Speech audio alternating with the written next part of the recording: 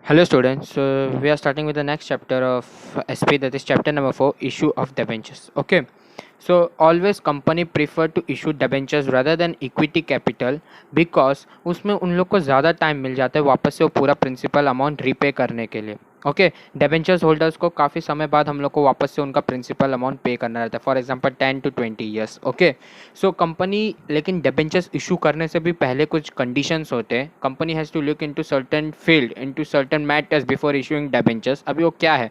First of all, that SEBI should not prohibit any director और the promoter of the company, ठीक है ना, from issuing the debentures. ठीक है ना, कभी भी सेबी सेबी कौन होता है? Security exchange board of India. इनका ही काम रहता है कंपनी से रिलेटेड सारे सिक्योरिटीज, डिबेंचर्स, ये सब के देख रेख करना, कैसे कंपनी परफॉर्म कर रही है in the security matters.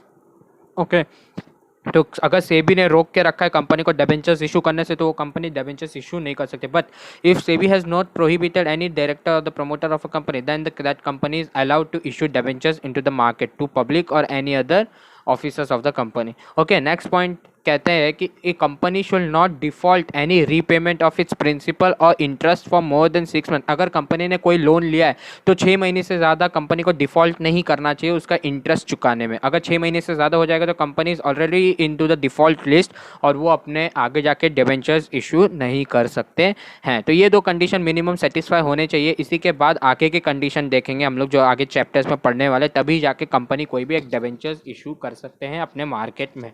Okay, so in this chapter we will learn about various regulations or provision related to issue of debentures and the procedures for issuing of debentures. Okay, so next is regulations governing issue of debentures. So there are certain rules and regulations, certain provisions, certain acts that are made to comply for a company if they want to issue their debentures into the market. और कौन-कौन से different provisions है? Provisions of Companies Act 2013, Company Share Capital and Debentures Rules 2014, RBI guidelines, SEBI's various regulation. तो ये सब institution के guidelines एक company को फॉलो करने पड़ते हैं और वो फॉलो करने के बाद ही उनके डिबेंचर्स मार्केट में वो लोग इशू कर सकते हैं. And depending upon the type of debenture, किस तरीके का डिबेंचर उन लोग ला रहे हैं मार्केट में, उसके उस टाइप के डिबेंचर के लिए जो उसका स्पेसिफिक प्रोविजन है, सो उसका स्पेसिफिक पॉलिसी है, उसको फुलफिल करना, वो रेगुलेशन को कंप्लाई करना ज़रूरी रहता है. तो नीचे कुछ बॉक्स दिया है, उसमें काफ़ी सारे एक्ट, रेगुलेशन, गाइडलाइन और उससे रिलेटेड प्रोविजंस दिए. एक्ट मतलब क्या कानून है और प्रोविजन मतलब वो कानून क्या कहता है डिटेल में. ओके, क्या पॉलिसी हम लोग को फॉलो करनी पड़ती है. तो first is companies act 2013 section 71. ठीक है ना, सेक्शन 71 ऑफ कंपनीज एक्ट 2013 किससे रिलेटेड है, क्या उसका provision? It contains provision for issue of debentures. ठीक है ना, तो कंपनीज एक्ट बताता है कि किस तरीके से डिबेंचर्स को इशू करना चाहिए एक कंपनी को. सेकंड पॉइंट है company share capital and debentures rule 2014 और उसका रूल 18. तो रूल 18 में कंटेन है provisions for issue of secured debentures. तो अगर हमें सिक्योर्ड डिबेंचर्स इशू करने हैं, सिक्योर डिबेंचर्स क्या होता है? मतलब वो डिबेंचर इशू करने के लिए कंपनी अपने कोई तो प्रॉपर्टी, कोई तो असेट को मॉर्गेज रखे कि इन फ्यूचर अगर वो कंपनी पैसा वापस चुका ना सके अपने डिबेंचर्स होल्डर्स को, तो वो प्रॉपर्टी, वो असेट बेचकर उन डिबेंचर्स होल्डर्स को पे किया जाता है. उसको कहते हैं सिक्योर डिबेंचर्स. ओके, तो उससे रिलेटेड प्रोविजन रूल 18 में ऐसा है. तो ऐसे कई सारे हम लोग को एक्ट, रेगुलेशन, गाइडलाइन दिए गए, उससे रिलेटेड प्रोविजन दिए गए. एक बार रीड कर लेना आप लोग. अगर कुछ भी नहीं समझा तो मैं फिर से एक्सप्लेन कर दूंगा, आप लोग डाउट पूछ सकते हैं. ओके, वैसे ही लास्ट पॉइंट है आरबीआई गाइडलाइंस. तो आरबीआई गाइडलाइंस किन लोगों के लिए, उसका प्रोविजन क्या है? It is meant for a bank which raise capital by issuing non equity instrument. तो डिबेंचर जो है वो नॉन इक्विटी इंस्ट्रूमेंट में आता है, ना कि इक्विटी इंस्ट्रूमेंट में. इक्विटी इंस्ट्रूमेंट पे कौन आते हैं? इक्विटी कैपिटल, यानी कि इक्विटी शेयर कैपिटल. ओके, तो नेक्स्ट पॉइंट कहते हैं कंपनी कोई भी तरीके के डिबेंचर्स इशू कर सकते हैं, secure debentures as well as non secure debentures. तो सिक्योर डिबेंचर्स क्या होता है ये मैंने बता दिया. अनसिक्योर डिबेंचर्स मतलब जिसके लिए कोई भी असेट कंपनी का मॉर्गेज या हाइपोथिकेट नहीं किया गया है. Okay, and at the same time a company can issue convertible debentures and non convertible debentures. Convertible debentures होते हैं कि जिनको फ्यूचर डेट में जितने भी टाइम के लिए डिबेंचर्स इशू किए गए, वो टाइम खत्म होने के बाद वो डिबेंचर्स को हम लोग इक्विटी शेयर्स में कन्वर्ट कर देंगे हमारे कंपनी के. एंड नॉन कन्वर्टिबल मतलब वो वापस उनका रीपेमेंट कर दिया जाएगा उनके पैसों का. ओके, तो कंपनी किसी भी तरीके का डिबेंचर्स इशू कर सकते हैं. And all debentures are redeemable, मतलब एक समय होने के बाद जितने टाइम के लिए भी हम लोग ने डिबेंचर्स इशू किया है, after the completion of that particular period of time a company has to repay that principal amount along with interest to the debenture holder. Okay, every debentures are redeemable and there are not any type of debentures which is irredeemable. Every amount of debentures had to be repaid after a completion of certain period of time to the debenture holder. Okay, so company can issue debentures to its members only. There are certain provision in which a company can issue debenture only to its members of the company, and at the same time if the company wants to issue debentures to the public, they can also do that, or it can also offer debenture through private placement, मतलब personal लोगों, private लोगों को अगर उनको debenture देने का है तो वो भी उन लोग दे सकते हैं. Okay, company can also list the debenture on stock exchange. अगर कंपनी चाहती है कि पब्लिक उनके डेबेंचर स्टॉक एक्सचेंज पे जाके खरीदे, they can also do that from national stock exchange और Bombay stock exchange. Okay, so company में किसको अथॉरिटी रहती है डेबेंचर्स इशू करने की, तो हम लोग ने अभी तक पढ़ भी चुके हैं और अभी भी वही है. Board of directors have the real authority to issue debentures on the behalf of the company. Okay, however board कितना इशू कर सकते हैं डेबेंचर्स, ठीक है ना, ये तो लिमिट क्या होती है. अगर कंपनी चाहे तो वो तो 10,000 करोड़ 20,000 करोड़ के डेबेंचर्स इशू कर दे, लेकिन लिमिट क्या होती है. Okay, board however board can use the borrowing power only up to the limit permitted by articles of association. If you remember what is article association then well and good. अगर तुम्हें नहीं पता है articles of association, then company form होने से पहले उनके जो प्रमोटर्स रहते हैं उन लोग एक बुक के अंदर सारे कंपनी के रूल्स एंड रेगुलेशन लिखते हैं. बराबर, कैसे कंपनी परफॉर्म करेगी, कितना बोरोइंग पावर होएगा, कितना कैपिटल रेज करेगी और कैपिटल रेज करने के लिए कौन से डिफरेंट मोड अपनाएंगे, वो सब उस बुक के अंदर यानी कि आर्टिकल्स ऑफ एसोसिएशन के अंदर लिखे रहते हैं. तो उसमें ही लिखा रहता है कि कितना डिबेंचर्स कंपनी इशू करेगी, तो उतना ही पावर रहता है बोर्ड के पास वो डिबेंचर्स इशू करने के लिए. If in case board wants to increase their power, borrowing power for the purpose of issuing debentures, they can do that, but they have to get the approval of the shareholders in a general meeting, and that too through a special resolution. ठीक है ना, एक general meeting बुलानी पड़ेगी जिसमें share holders को vote देना पड़ेगा और अगर स्पेशल रेजोल्यूशन पास करना पड़ेगा. स्पेशल रेजोल्यूशन मतलब यानी कि जितने भी मेंबर्स मीटिंग में प्रेजेंट है उसके 2/3 मेंबर्स ने हाँ बोला तभी जाके वो रेजोल्यूशन पास होगा, यानी कि तभी जाके बोरोइंग पावर उस कंपनी की बढ़ेगी और बोर्ड और ज़्यादा डिबेंचर्स इशू कर सकते हैं.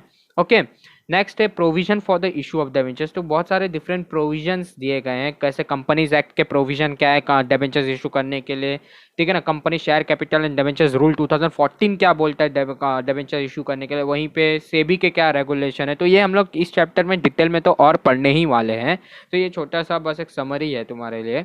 Okay, so next is provision for issue of debentures as per Companies Act 2013. Companies Act 2013 के provisions में कैसे debentures को issue किया जाता है. तो first is no voting rights. Okay, the debentures holders do not have a voting rights in any meeting of the company. ठीक है ना, company cannot issue debentures with voting rights. कोई भी डिबेंचर वोटिंग राइट्स के साथ company issue कर ही नहीं सकता, मतलब डिबेंचर होल्डर के पास कभी भी वोटिंग राइट होता ही नहीं. Because debentures holders are merely the creditor of the company, मतलब उन्होंने सिर्फ एक तरीके से कंपनी को पैसा दिया, इसके लिए कंपनी के ऊपर उनका कोई भी हक नहीं होगा. तुमने पैसा दिया, तुमको टाइम के बाद पैसा दे देगी कंपनी.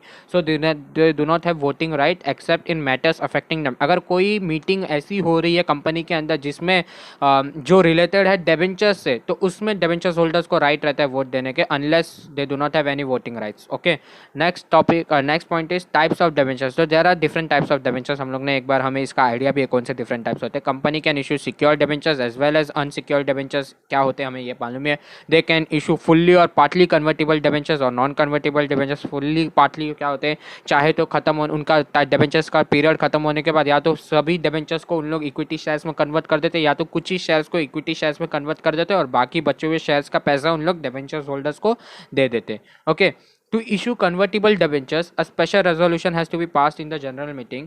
ओके, तो अगर कंपनी को अगर कंपनी को कन्वर्टेबल डिबेंचर्स इशू करने हैं तो उन्हें एक मीटिंग बुलानी पड़ती है शेयर होल्डर्स की, जिसमें उन लोग स्पेशल रेजोल्यूशन से पास करते हैं. मतलब मीटिंग में जितने भी लोग प्रेजेंट हैं उन लोग का 2/3 लोग वोट हाँ करेंगे तभी वो स्पेशल रेजोल्यूशन पास होगा, यानी कि कन्वर्टेबल डिबेंचर्स उन लोग इशू कर सकते हैं. All debentures are redeemable. ठीक है ना, हर डिबेंचर्स का पैसा उस समय खत्म होने के बाद देना ही पड़ता है. Okay, next point is payment of interest and redemption. A company shall redeem the debentures and pay interest as per the terms and condition of the issue. So okay, the rate of interest depends upon the company how they have decided to pay to their creditors, that is the debentures holders, as well as the repayment of principal amount, that is when they will redeem their debentures, also depends upon the terms and condition of the company. Okay, next point is debenture certificate. तो debentures देने के बाद, debenture holder को मिल जाने के बाद उनको debenture certificate भी तो देना पड़ता है, यानी कि मतलब हाँ तुमने हमें पैसा दिया है और ये रहो तुम्हारा रिसीट। ओके, तो क्या होता है, तो वो रिसीट को ही कहते हैं डिबेंचर सर्टिफिकेट। डिबेंचर लेने के बाद, यानी कि डिबेंचर होल्डर जब डिबेंचर खरीद लेता है कंपनी का, उसके 6 महीने के बाद उसके पास डिबेंचर सर्टिफिकेट पहुंच जाना चाहिए बाय कंपनी।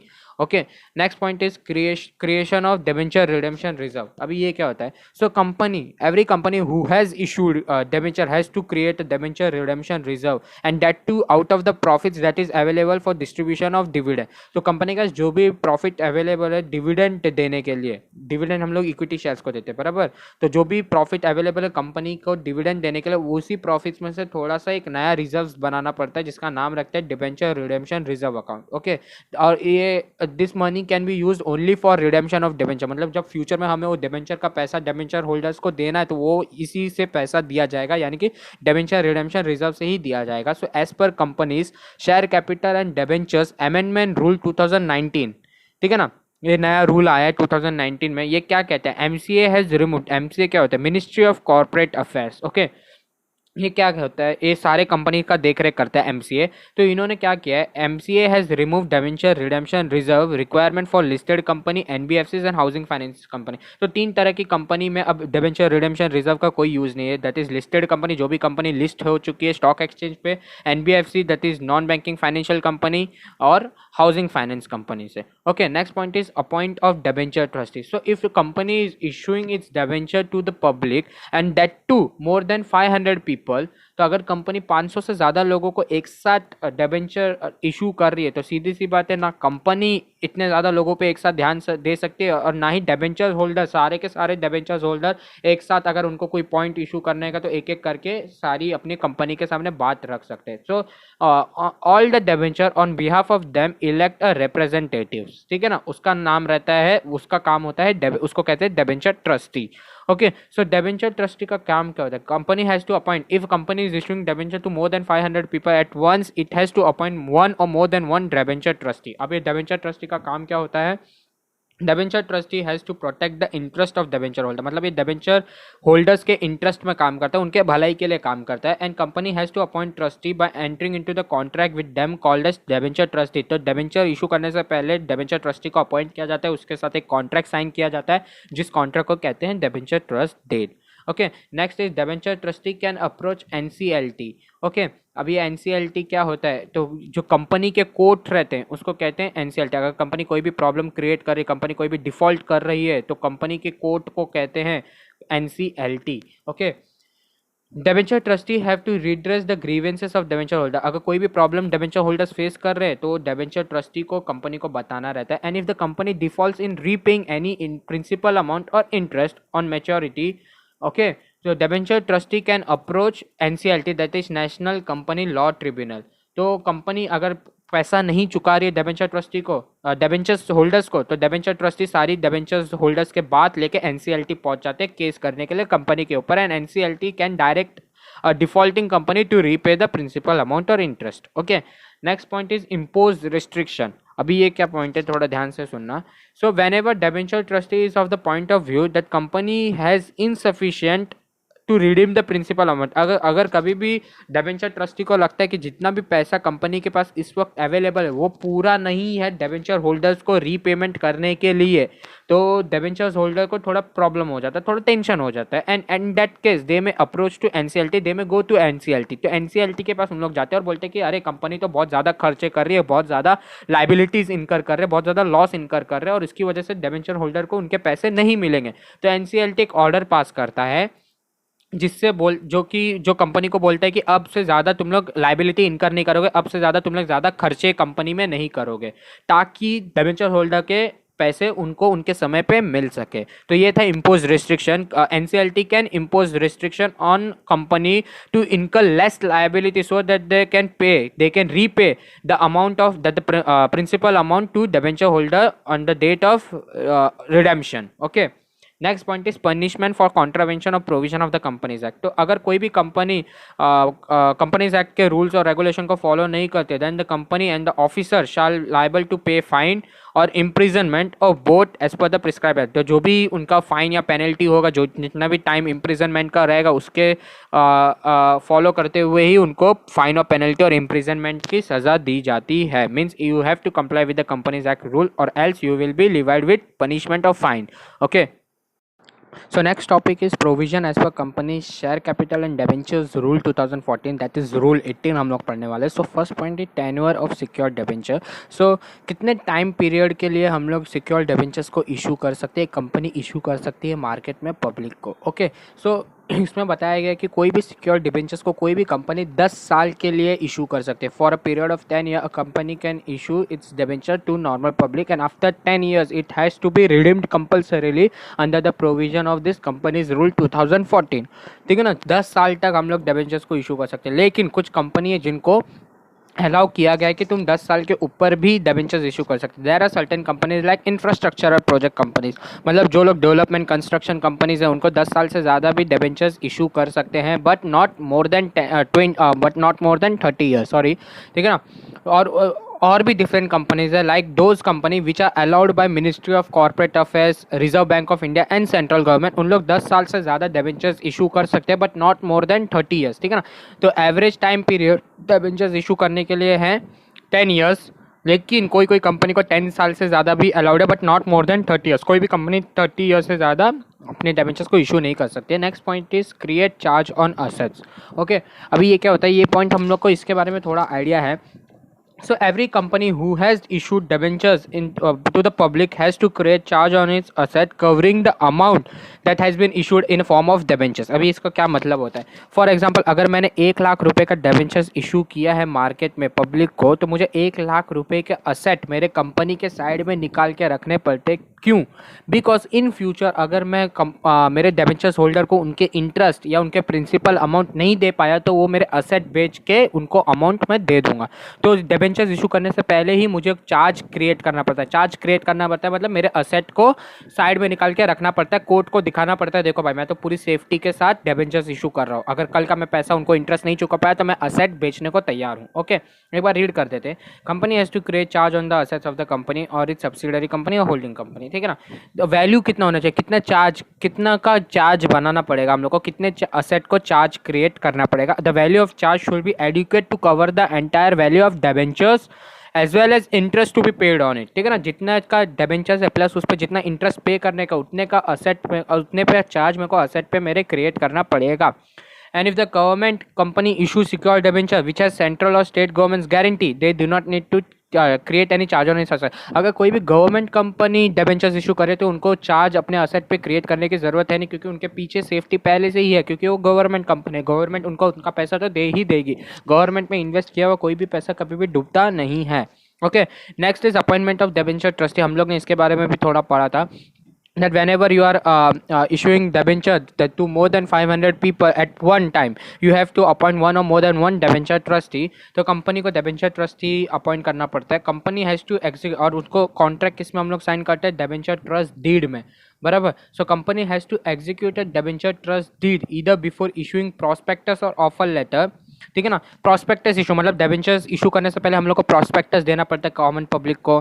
तो प्रॉस्पेक्टस साइन होने से पहले हम लोग को डिबेंचर ट्रस्ट डीड में उस डिबेंचर ट्रस्टी का नाम लिखना ज़रूरी होता है कि कौन होगा डिबेंचर ट्रस्टी।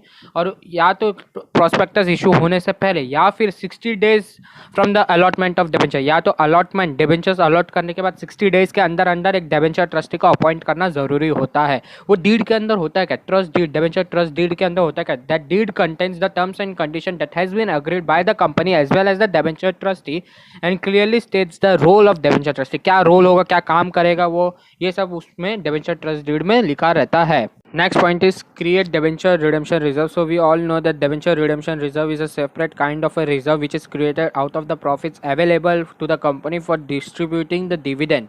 ठीक है ना, तो प्रॉफिट से बनाया हुआ एक अलग से रिजर्व रहता है, जिस रिजर्व में at least 25% of total value of debentures का अमाउंट हमेशा उस रिजर्व में होना चाहिए। फॉर एग्जांपल अगर मैंने 1 लाख रुपए के डिबेंचर्स इशू किए तो उसका 25% दैट इज 25,000 हमेशा उस रिजर्व में अवेलेबल होना चाहिए। अपार्ट फ्रॉम दिस हर साल 30 अप्रैल से पहले कंपनी को at least that is more than 15% और more then 15% of the debenture maturing during the year उस अकाउंट में, उस रिजर्व में डिपॉजिट करना रहता है। अभी क्या होता है, थोड़ा सा डिटेल में पढ़ लेते हैं।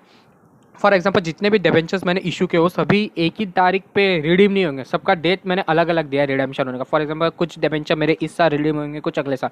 तो इस मैंने 1 लाख रुपए के डिबेंचर्स इशू किए, उसमें से 20,000 के डिबेंचर इस साल रिडीम हो रहे हैं, बराबर। तो उसके 15%, 20,000 का 15% होता है 3,000 रुपीज़। ओके, सो 3,000 रुपीज़ को मैं इस साल 30 अप्रैल से पहले उस डिबेंचर रिडेम्पशन रिजर्व में सबमिट करूंगा, यानी कि अकाउंट में डाल दूंगा उसके। Okay, money from this account is use only for redemption of debenture. Debenture के पैसे देते वक्त ही इस अकाउंट से उसके पैसे यूज किए जाते हैं। तो next topic is requirement as per SEBI for issue of debenture. First is minimum subscription. So SEBI issue and listing of debt security regulation 2008 regulation 12 कहता है दैट मिनिमम सब्सक्रिप्शन कितना होना चाहिए कंपनी के पास, तब जाके वो उसको आगे बढ़ा सकते हैं, डिबेंचर्स को और आगे प्रोविजन हम लोग फॉलो कर सकते हैं। So as per SEBI minimum subscription, अगर कंपनी चाहती है कि उनका डिबेंचर मार्केट में इशू हो तो मिनिमम सब्सक्रिप्शन है 75%।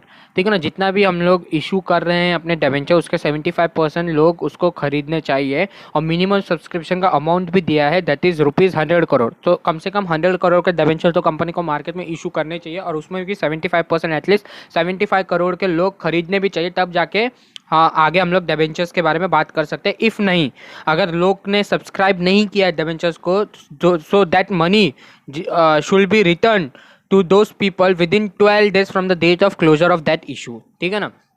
Next is retention of over subscription. तो कई बार जितने पैसों की ज़रूरत है उससे ज़्यादा पैसे हमारे पास आ जाते हैं, उससे ज़्यादा लोग सब्सक्राइब कर जाते हैं हमारे डिबेंचर्स को।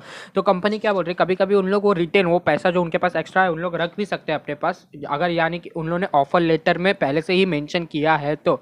सो company can retain over subscription money up to maximum 100%। चाहिए तो पूरा पैसा भी रख सकती है ओवर सब्सक्रिप्शन के, या जितना पैसा उनको ज़रूरत है उतना रख सकती है, if they have mention in the offer letter और लेटर ऑफ ऑफर और prospectus. Okay, next is underwriting. I hope तुम्हें सबको पता होगा अंडर राइटिंग क्या होता है। Company can appoint anybody to issue debentures on their behalf. Okay, so company may enter into an underwriting agreement with underwriters for issue of its debentures. Okay, appointment of underwriter must be mentioned in the offer letter or letter of offer or prospectus.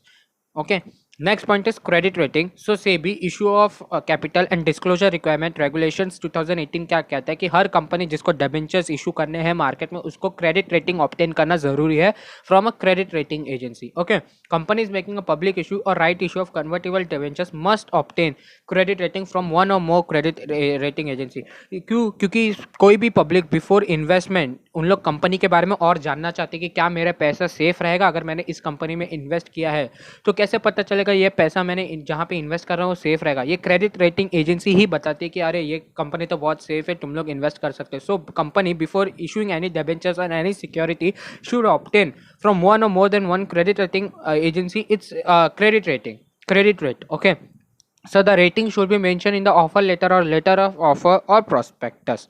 Okay, next topic is procedure for issue of debentures. किस तरीके से हम लोग debentures को issue कर सकते हैं, what are the different steps. First point is pass resolution in a board meeting. तो एक बोर्ड मीटिंग को बुलाया जाता है जिसमें एक रेजोल्यूशन पास होता है डिबेंचर्स इशू करने से पहले। उसमें क्या क्या डिस्कस होते हैं, फर्स्ट इज कितने अमाउंट के डिबेंचर्स और कौन से टाइप के डिबेंचर्स हम लोग इशू करने वाले and their terms and conditions. Okay, next is we have to approve prospectus and offer letter or letter of offer. It means how we are gonna invite the different publics so that they get attracted to our scheme and will invest their money in our debentures. Okay, next is हम लोग को debenture trustee को appoint करना रहता है and to appoint that debenture trustee we have to get their written consent. Okay, next is हम लोग को अपने एक असेट का चार्ज क्रिएट करने के लिए एक बोर्ड को ऑथोराइज करना रहता है। Means we have to give power to board of director so that they can create a charge on the assets. Okay, next is extra ordinary general meeting बुलाई जाती है ताकि if board of director want to increase their borrowing power they can increase. हम लोग ने पढ़ा था कि आर्टिकल्स ऑफ एसोसिएशन में पहले से ही मेंशन रहता है कि कितना बोरोइंग पावर होगा कोई भी कंपनी का. If they want to increase their borrowing power they have to call extraordinary general meeting. Next is the board of director has to open a separate bank account for the purpose of for whatever the amount that is receiving from the applicant should be kept in that separate account. Okay. So next topic is next point is hold extraordinary general meeting. तो extraordinary general meeting होता है क्या है, जो अगर company को कुछ special decision लेने, कुछ यूनिक स्पेसिफिक डिसीजन लेने कोई मीटिंग पे, लेकिन फटाक से उन लोग नोटिस नहीं दे सकते सब मेंबर्स को, तो उन लोग एक्स्ट्रा ऑर्डिनरी जनरल मीटिंग बुलाते हैं. सो अगर कंपनी को बोरोइंग पावर कंपनी को इंक्रीज करना है, जितना आर्टिकल्स ऑफ एसोसिएशन में मेंशन है उससे ज़्यादा उन लोग को इशू करने का है, तो उन लोग एक्स्ट्रा ऑर्डिनरी जनरल मीटिंग बुलाते हैं. और उसमें board of director special resolution के थ्रू शेयर होल्डर से परमिशन लेते हैं कि क्या हम लोग अपना बोरोइंग पावर इंक्रीज कर सके ताकि हम लोग और पैसा रेज कर सके by way of issuing debentures to the public. Okay. So next point is filing with the registrar of company. So after the completion of board meeting, तो board meeting खत्म होने का, if they had already made the decision to issue debentures, तो debentures meeting होने के बाद 30 दिन के अंदर there are several documents which has to be submitted, which has to be filed with the registrar of companies. That is special resolution that has been passed in the EGM, along with that copy of prospectus, offer letter और letter of offer. तो ये सब documents को हम लोग को submit करना रहता है ROC, that is registrar of company के पास. And after that obtain credit rating. So हम लोग ने पढ़ा था कि every company who is issuing secure debentures to the public has to obtain credit rating from a credit rating agency. Okay, the rating must be mentioned in the prospectus, offer letter or a letter of offer. Next is enter into underwriting agreement. So a company in its own will can enter into an underwriting agreement with an underwriting for underwriting its debentures. Okay. Next point is issue prospectus, letter of offer or offer letter. So company have to issue prospectus before issuing debentures to invite public. Okay. If company can issue prospectus if it is inviting public to subscribe for their debentures. Okay. Offer letter को कब issue किया जाता है? Offer letter is issued if a company is making private placement. मतलब वो कुछ ही लोगों को, गिन चुने लोगों को ही अपने debentures बेचना चाहती है, तो वो offer letter issue करती है मार्केट में. And a letter of offer is for rights issue. Okay. Next point is open a separate bank account. So every company who is issuing a debentures to the public in the market has to open a separate bank account in which and that too in a scheduled bank, in which money that has been receiving from the applicants has to be kept. Okay. Next point is receiving application money. तो जो भी subscriber हमारे debentures को subscribe करने वाले हैं उनसे हम लोग को कुछ एप्लीकेशन मनी मिलेगा, एप्लीकेशन मिलेगा अलॉन्ग विद देयर अमाउंट. ठीक है ना, वो डिबेंचर्स का जो भी अमाउंट रहेगा वो हमको मिलेगा. And that amount should be paid into that specified bank account. और उसके लिए भी एक टाइम पीरियड हम लोग मेंशन करते हैं कि उसी टाइम पीरियड में वो पैसा, दैट इज 5 दिन के अंदर ही वो पैसा उस बैंक अकाउंट में सबमिट हो जाना चाहिए. ओके. और वो जितना भी टाइम पीरियड रहेगा वो हम लोग अपने प्रोस्पेक्टस में मेंशन करेंगे, 5 दिन, 7 दिन, 10 दिन, 12 दिन. Okay. So next point is hold board meeting. So after the issue closes, मतलब डेट खत्म होने के बाद, जहाँ पे सब्सक्रिप्शन हमारे सब्सक्राइब करना हमारे डिबेंचर्स को खत्म हो जाता है, उस डेट के बाद a board meeting is called. और उसमें डिसाइड किया जाता है कि in which way we will allot debentures to our debenture holders. Apart from this, in this meeting only the board decide how we will create charges on our asset. Okay. Next point is issue of debenture certificate. So after the receipt of application money from that debenture holders, within 60 days हम लोग को allotment procedure को complete करना रहता है, जब से हम लोग को पैसा मिला है तब से. Okay. So company has to issue debenture certificate. Okay. With in 6 month of allotment of debentures. Debenture देने के 6 महीने के अंदर ही अंदर हम लोग को अपने डिबेंचर होल्डर को उनको डिबेंचर सर्टिफिकेट भी देना रहता है. Okay. Next point is make entries in the register of debenture holder. तो रजिस्टर ऑफ डिबेंचर होल्डर क्या होता है? पूरा खाता रहता है, पूरा अकाउंट्स रहता है, जहाँ पे डिबेंचर होल्डर का नाम, एड्रेस, क्या कितना खरीदा, कब रिडीम होगा, कितना पैसा है, कितना इंटरेस्ट है, वो सब उनका हिसाब किताब एक बुक में लिखा रहता है. और वो बुक का नाम रहता है register of debenture holder.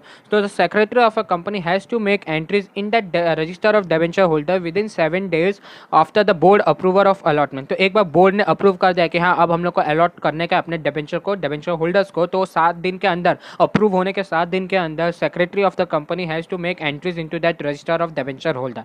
Okay.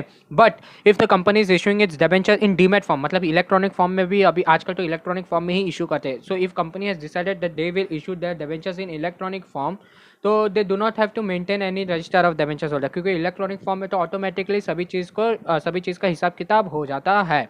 Okay, तो ये था procedure how they company can issue its debenture into the market.